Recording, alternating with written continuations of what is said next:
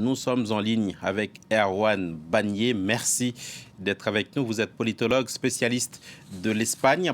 À quoi peut-on s'attendre aujourd'hui compte tenu de la configuration politique dans ce pays? Est-ce que, par exemple, Pedro Sanchez peut gagner son pari?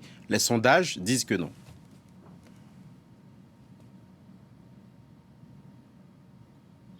Écoutez, je crois que il va être très difficile de tromper les prévisions des sondages. Hein. Je pense que toutes les estimations convergent dans le même sens.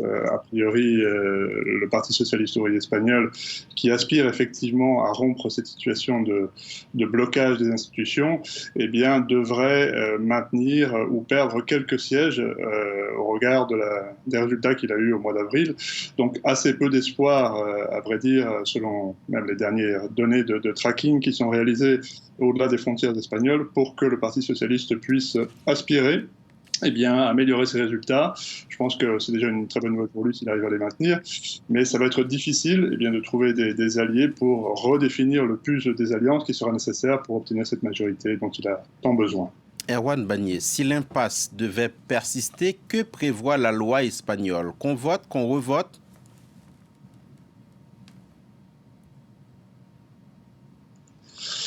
Écoutez, en principe, oui, on a tous à l'esprit le fait qu'en 4 années, il y a eu 4 convocations aux élections générales, donc les électeurs sont lassés. Je pense qu'il n'y a pas de véritable issue prévue par la loi, sauf pouvoir de nouveau, en cas de blocage qui se renouvellerait, de convoquer de nouvelles élections ou d'utiliser on va dire la pièce centrale qui est un petit peu la figure institutionnelle qui essaye de faire converger, de faire émerger des accords, qui est celle du roi, pour pouvoir envisager une grande coalition. Alors la grande coalition, c'est quelque chose dont on parle beaucoup, c'est quelque chose dont on parlait également certains dirigeants régionaux, notamment du Parti populaire. Au sein du Parti socialiste, il n'y a pas beaucoup de fervent, hein, il n'y a pas beaucoup d'engouement à cette grande coalition, puisque les objectifs sont très clairement marqués. C'est celui de former un gouvernement de gauche, progressiste. Et donc, cette option de grande coalition, de grand dialogue entre les grands partis constitutionnalistes nationaux serait un petit peu écartée. Donc, on serait de nouveau dans une situation de blocage, et je crains que malheureusement, il faille redéfinir, penser à remettre en question certains éléments sacrés du dispositif institutionnel espagnol, notamment la Constitution, mais aussi la loi électorale, qui était une loi électorale basée sur un système proportionnel utilisant la méthode de la loi d'Hondt, qui contribua durant pratiquement 2 décennies et demie, 3 décennies à fabriquer des majorités et qui aujourd'hui ne fonctionne plus. Elle ne fonctionne plus pour différents motifs, essentiellement parce qu'il y a une nouvelle configuration de cette partie. Oui. Et quel peut être, pardonnez-moi, l'impact de la question catalane sur ces élections?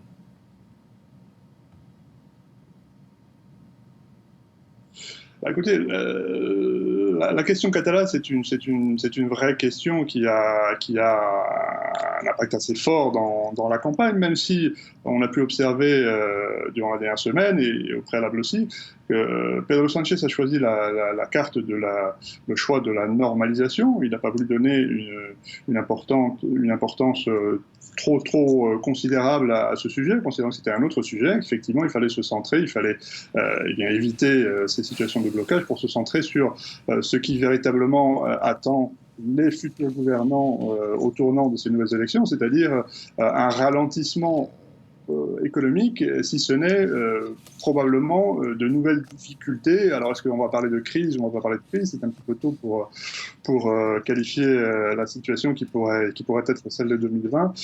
Mais en tout cas, il est évident que c'est une question importante. C'est une question importante qui est utilisée, qui est instrumentalisée à la fois par les partis d'extrême droite, par Vox, qui est utilisée par Ciudadanos et par le Parti populaire pour pouvoir dénoncer l'incapacité du gouvernement socialiste, et en particulier le parti de Pedro Sanchez, à pouvoir résoudre la situation. On lui reproche de ne pas être assez ferme, on lui reproche de ne pas utiliser d'instruments comme l'article 155 de la Constitution pour véritablement intervenir la Generalitat, le gouvernement régional.